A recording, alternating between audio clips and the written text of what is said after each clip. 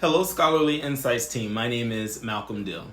I am happy to share a little bit about my educational journey with you all today in hopes that you gain some information, gain some knowledge about why you should consider pursuing a career in the field of education. So, here we go. So, a little bit about me. I'm originally from Houston, Texas. I attended the Texas Southern University, Go Tigers. It is an HBCU located in Houston, Texas. At Texas Southern University, I majored in piano performance with a concentration in elementary music education. Afterwards, I moved to New York immediately after graduating and studied at Relay Graduate School of Education, where I received my master's in the art of teaching and a dual certification in general education and special education.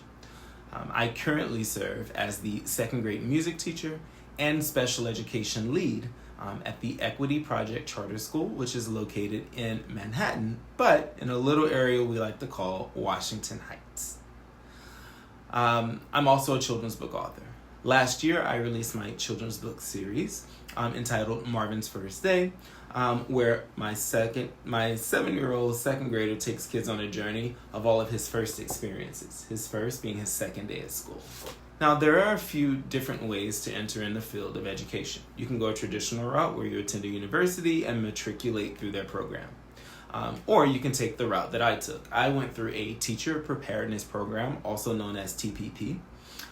Some programs go by the name of New York City Teaching Fellows, KIPP Empire Fellows Program.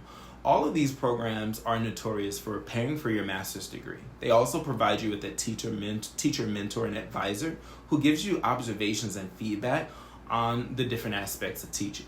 They also give you in-game feedback and regular coaching and development throughout your time as a fellow. You also gain real-world experience working with an actual classroom. You get a decent salary, which we can never argue with, and you usually get hired after completing your fellowship. In order to go through that program, you just need a bachelor's in something. Most degrees are accepted.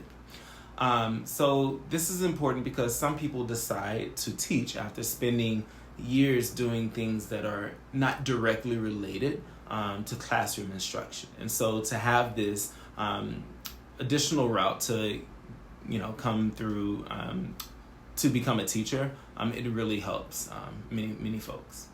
My initial introduction to the classroom was not in music, although I was a music teacher.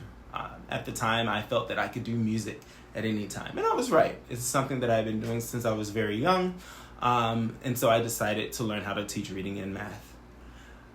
Now, this did come with challenges, right? I had not planned on teaching reading and math, but this is something that I wanted to do. So I spent most of my time, if not all of my time, working in ICT classrooms, integrated co-teaching classrooms, where general education students and special education students coexisted. And so this is something that I fell in love and quickly fell in love with doing. It all worked out in the end.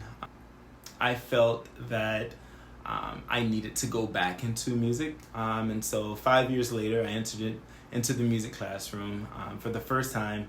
But I believe that experience helped me to become a better music teacher, a more effective music teacher, if you will. So once I arrived in the music classroom, I instantly felt a sense of relief. I felt like I had made it. I immediately started seeing the parallels with how kids learn music versus how they learn to read and write. There are a ton of similarities, and it was extraordinary to see how closely related they were and the opportunities for impact. And so attending TSU was a game changer for me. A lot of people don't know I was running out of financial aid when I got accepted into Texas Southern University, so I needed to make a choice. Good thing I did have my mind made up, and I knew that I wanted to study music. I didn't know exactly what I wanted to do in it, but I knew I wanted music to be a part of my life. I knew I wanted to pursue piano. And so with my advisors, Dr. Perkins, Dr. Obi, Dr. Zadaru, Dr. Belfield, all of these people poured into me and helped set me on the right path. I knew that I was walking in my calling, and I knew that I was where I was supposed to be when it all started working out. That is a telltale sign that you're in the right place at the right time, when things simply just start working out. It doesn't work like that all the time, but for me, I was very fortunate.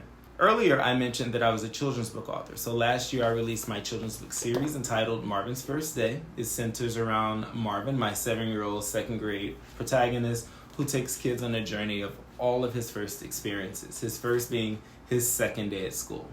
I decided to write a children's book after working with an organization by the name of Barbershop Books. You may or may not have heard of them. They are a Harlem-based nonprofit that inspires young Black and brown boys and other vulnerable children to read for fun.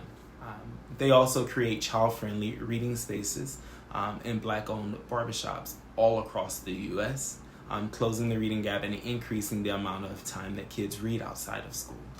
During my time there, I really started to dive deeper into this topic of Black boys and reading in America, right? I had only had positive examples, and I had only saw Black boys who really enjoyed reading. I enjoyed reading, partly from my experience teaching and learning about my population and what research and statistics said about how we were reading. I started to learn more and more about the research and implications of Black and brown students who weren't reading on grade level by the 3rd grade. This really lit a fire under me and really propelled me into writing my book. And so my time at Barbershop Books helped me to find ways to create positive reading experiences for kids. It was not initially my thought, right, to write a book. It wasn't until after I spoke with a mentor at the time that I had realized that I had a book in me. I had a character that I wanted to bring to life, Marvin, and so I started writing. And in that moment, Marvin was born.